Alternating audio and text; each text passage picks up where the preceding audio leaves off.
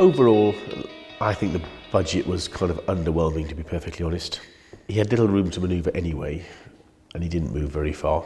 I thought that there was a lot of good in the budget, perhaps more good stuff than bad stuff. Overall, I think a cautious but very warm welcome to it. I think if you're an SME, you'd be disappointed that business rates weren't changed. I mean, they were set in 2008, the highest level. They've been increasing since. We were rather hoping that was going to happen this time, but it hasn't. There were some good aspects, certainly for a small business.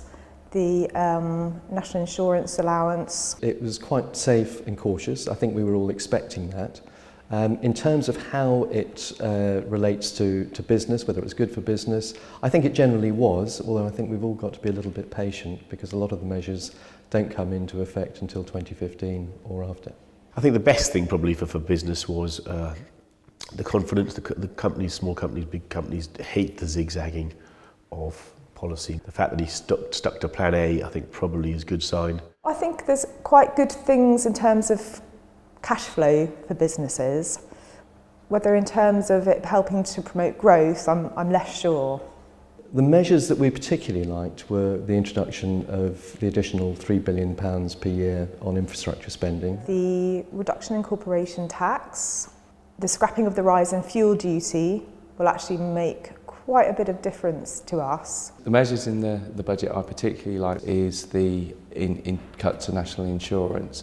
It's not so much the actual figure of £2,000 itself, it is the fact that it's empowering us as business owners to spend that money where we think it will benefit our business. I think the 20% corporation tax doesn't help SMEs but does help big corporates, and certainly the clarity of corporation tax just being at one rate or whatever it comes in a year's time at 20%, I think that's really good because companies like simplicity.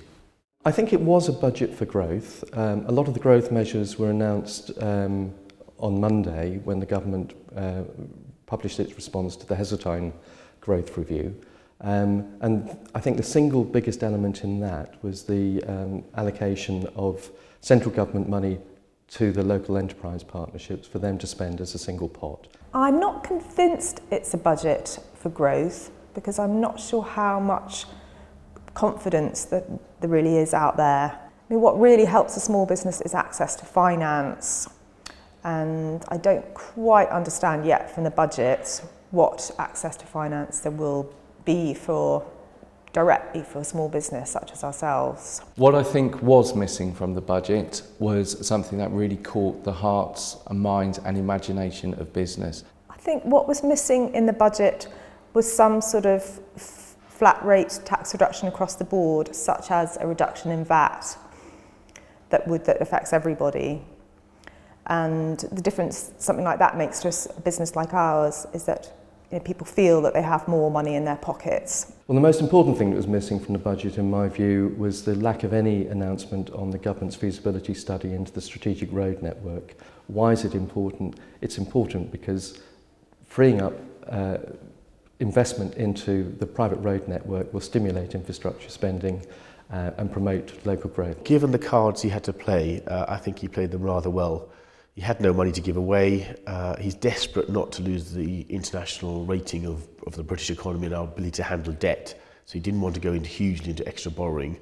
For SMEs, overall, not particularly exciting. You know, the NI wasn't particularly exciting. We're disappointed on the rates. The fuel duty is always helpful. I think given everything he had to play with, I think the Chancellor's done quite a good budget.